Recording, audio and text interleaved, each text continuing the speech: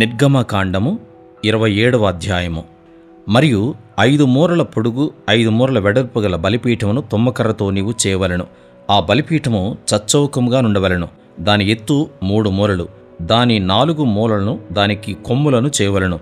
దాని కొమ్ములు దానితో ఏకాండముగా ఉండవలెను. దానికి ఇత్తడి రేకు పొదిగింపవలెను.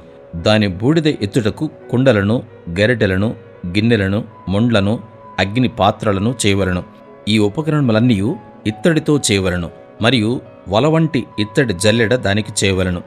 ఆ వల మీద దాని 4 మూలలను 4 ఇత్తడి ఉంగరములను చేసి ఆ వల బలిపీఠము నడిమి వరకు చేరునట్లు దిగువను బలిపీఠము గట్టు క్రింద దాని ఉంచవలెను. మరియు బలిపీఠము కొరకు మోతకర్రలను చేయవలెను. ఆ మోతకర్రలను తుమ్మకర్రతో చేసి వాటికి ఇత్తడి రేకు పొదిగింపవలెను. ఆ మోతకర్రలను ఆ ఉంగరములలో చొనపవలెను. బలిపీఠమును మోయుటకు ఆ మోతకర్రలు దాని 2 ప్రక్కల నుండవలెను. పలకలతో గుల్లగా దాని చేయవలెను. కొండ మీద నీకు చూపబడిన పోలికగానే వారు దాని చేయవలెను.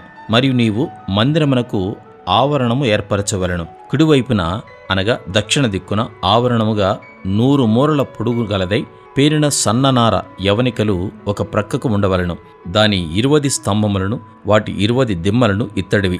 ఆ స్తంభముల వంకులను వాటి పెండె బద్దలను వెండివి.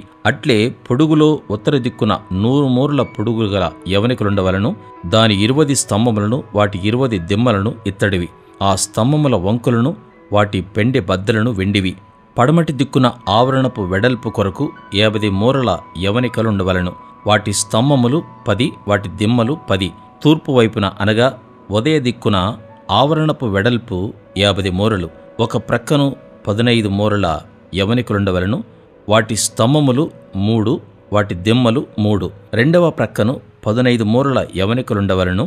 వాటి స్తంభములు 3, వాటి దిమ్మలను 3.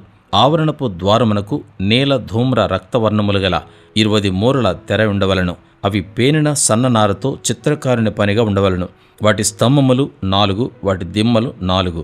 ఆవరణము చుట్టున్న స్తంభములన్నీ వెండి పెండె బద్దలు కలవి. వాటి వంకులు వెండివి, వాటి దిమ్మలు ఇత్తడివి. ఆవరణపు పొడుగు 100 మూరలు, దాని వెడల్పు 50 మూరలు, దాని ఎత్తు 5 మూరలు. అవి పేనిన సన్ననారవి, వాటి దిమ్మలు ఇత్తడివి. మందిర సంబంధమైన సేవోపకరణములన్నీ మేకులన్నీ ఆవరణపు మేకులన్నీ ఇత్తడివై ఉండవలెను. మరియు దీపము నిత్యము వెలిగించున్నట్లు ప్రదీపమునకు దంచి తీసిన అచ్చము ఒలీవల నూనె తేవలనని ఇశ్రాయేలులకు ఆజ్ఞాపించుము.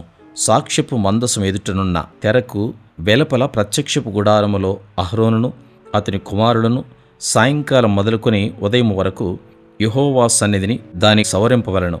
అది ఇశ్రాయేలులకు వారి తరతరముల వరకు నిత్యమైన కట్టడ.